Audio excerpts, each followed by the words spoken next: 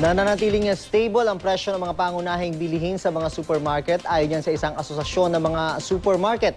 Asahan namang may paggalaw sa presyo ng diesel at gasolina ngayong linggo. May ulat on the spot si Julius Segovia. Julius? June, matapos ang dalawang sunod na linggong oil price hike sa diesel, bawas presyo naman ang aasahan ng mga tsuper ngayong linggo.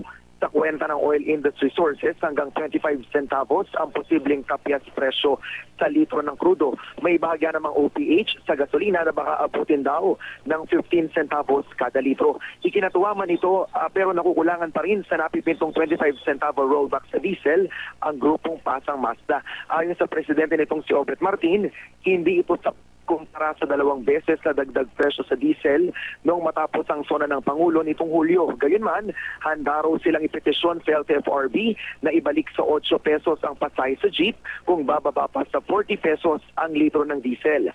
Sa ngayon, June, higit 41 pesos na lang ang litro nito sa ilang piling gasolinahan na nagbibigay ng pisong diskwento sa mga pampublikong sasakyan. Samantala, June, tiniyak naman ng samahan ng mga supermarket na stable pa rin ang presyo ng mga pangunahing bilihin. Sabi ni Stephen Kua, ang presidente ng Philippine Amalgamated Supermarkets Association o PAGASA, walang paggalaw sa presyo ng mga bilihin sa supermarkets. Katunayan, naiulat pa nga raw na bumaba ang ilang brand ng sabong panlaba at delata.